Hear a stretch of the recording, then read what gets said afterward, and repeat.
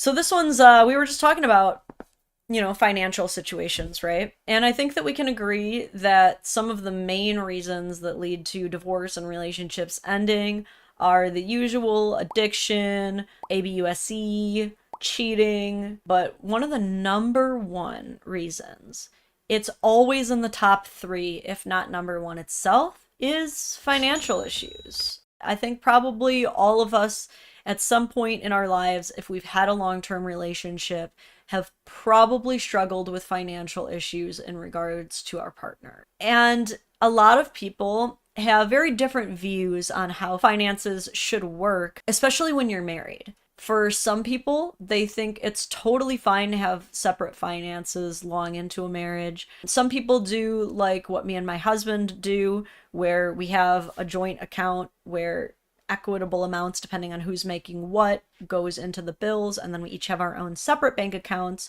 which I prefer. It makes gift giving more fun. It gives us each a sense of independence, even though we know our bills are all taken care of. We stay off each other's ass a lot more when it comes to what we're spending our money on.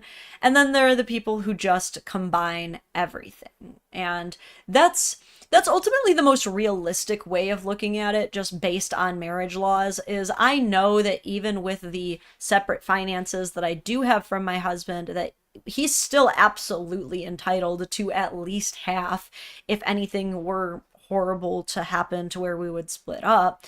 Everyone has different view on it. That being said, let's see what you guys have to say about this situation, an Am I the A-hole situation, where a user writes, Am I the a-hole for telling everyone that my husband spent around $20,000 without asking me?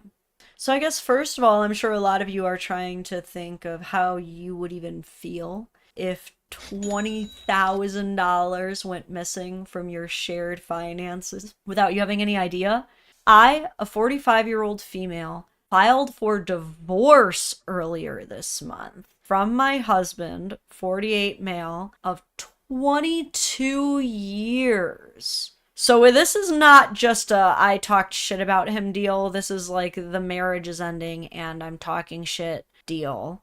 Everyone in my life, friends and family, are losing their minds over it because they seem to think that a couple with 6 kids, like we do, should not divorce. I can't say I blame them completely. Where we live, 2 kids seems to be the maximum. However, I still feel annoyed and betrayed that even though nearly half of my family and friends are either divorced or have at least contemplated it, they are finding reasons to justify why I should be trying to work things out with my husband. So I decided they needed to hear what my husband did to make me file for divorce. My husband was making $140,000 a year in tech sales. Okay, again, I am not out of touch. That is a super comfortable income. Meanwhile, she says, I was making $15 an hour, around 3 hours a day, except Monday, working at my younger kid's elementary school as a cafeteria aide. So, like, really, what she's bringing to the table is not like actually sustaining the family. I'm imagining that this job is mostly just to be able to be involved in the kid's life and give herself a hobby, and also to like stay in the career field so that she can at least say she has some working experience. Anyway, he lost this job right before the holidays. Yet, despite suddenly coming home very depressed every day, he did not tell me that he lost his job. Instead, he was going to a library to apply for jobs or spending money on coffee for industry contacts. He then started doing some freelancing for an old friend who decided to give him some charity in the form of work, but it was only netting him around $2,000 a month for a 2-month contract. That friend eventually told him to confess to me that he lost his job, so he did. But imagine my shock learning about this new development 3 months after this happened. He unilaterally drained our savings account of around $20,000 over 3 months. My name was on the account, but I didn't check it because I trusted him. These were savings accounts that had long-term plans for things like possible medical expenses, trips, home improvements, future investments, etc. I immediately started screaming at him out of anger. My husband tried defending himself by saying that I wanted him to be the problem solver. He said he didn't want to let me down by being the cause of my stress. If he's the one making $140,000 a year, then to him, he could see this as like, I have control of the money. I know we'll be okay. Especially if he's been doing most of the financing, which it sounds like it has been because in those 3 months she never checked it. So clearly she was comfortable. She was beyond comfortable with him handling it until things changed and she didn't know about it. But let me finish this story. I told him he was a liar and that I could have handled the stress well. And I didn't care if he was using the money to pay the credit card bills or so that our grocery store buys remained the same. It was still theft. Theft by deception. I told him to leave the house, and he did, but ran crying to my friend's husband, who told his wife. She called me, and I told her that I wanted a divorce. She told me to take a breath to process this. I've run into the same take a step back advice from everybody else. I finally had enough and made a post detailing how my husband stole $20,000 from the family. My family begged me to take down this post, so I did. I just hate how I supported a close friend, for example, through her divorce when we were in our early 30s and her son was only 2.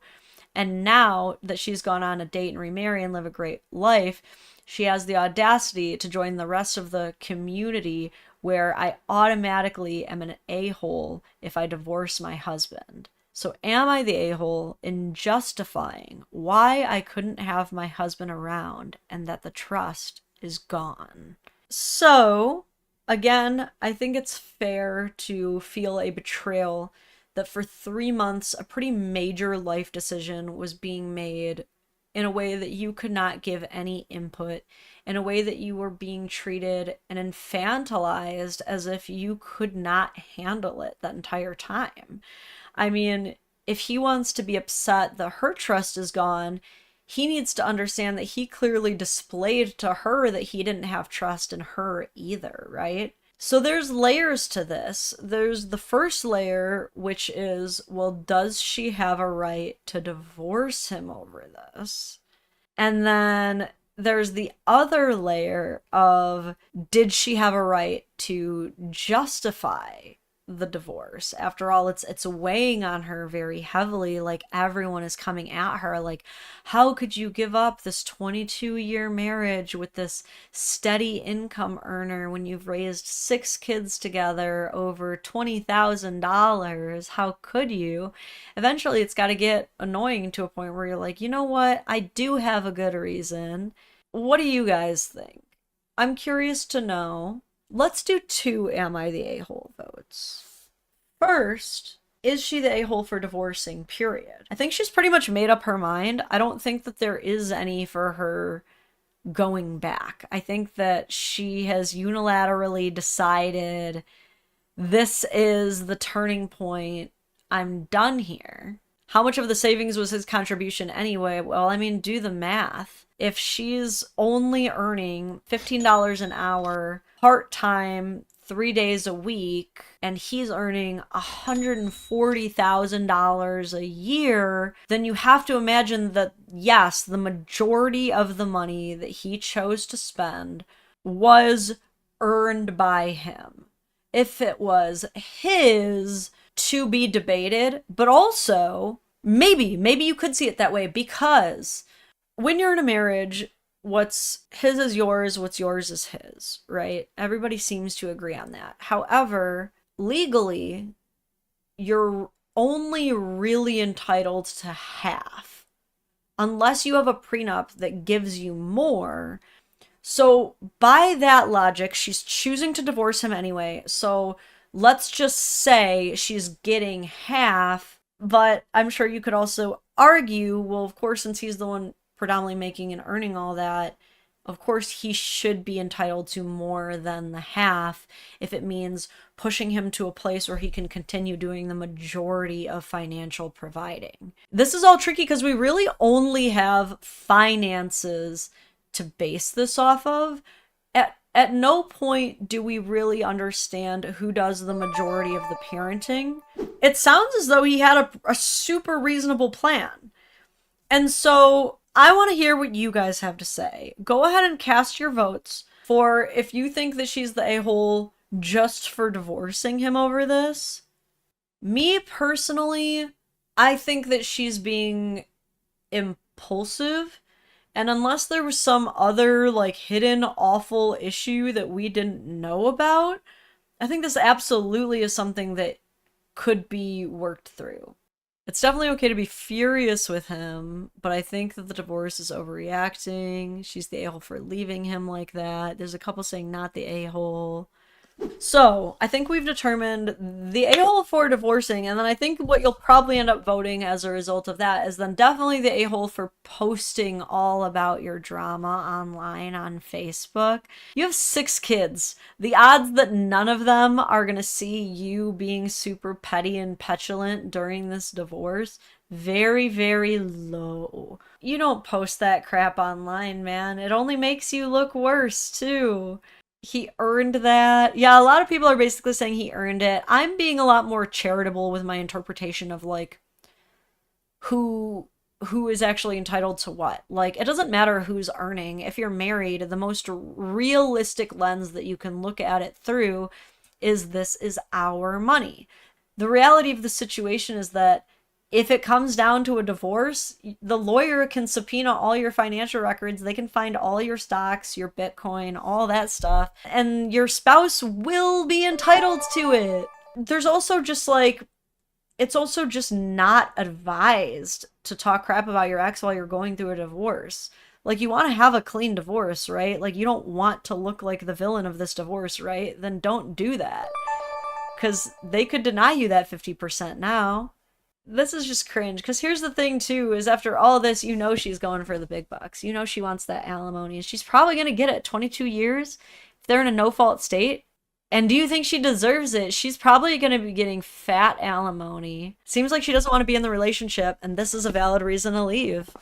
Yeah, it's the thing is, if she feels like the trust is gone in the marriage, like, what are you gonna do? We do live in a no-fault divorce world. Like, we can't just chain her to the basement. Someone mentioned Steven Crowder earlier, who, like, this deep down wished divorce was illegal, you know? Like, there were a lot of jokes then, like, oh, I bet he wishes that he could force his wife to stay. Like, but we can't. We can't force people to stay if they want to divorce us, nor should we. But I guess my final question of the layers of this story is, like, do you think that she should be entitled to alimony and child support based off of this? I almost feel like there's no choice. I feel like based on how the laws are written, she's gonna get it. It doesn't matter what we think.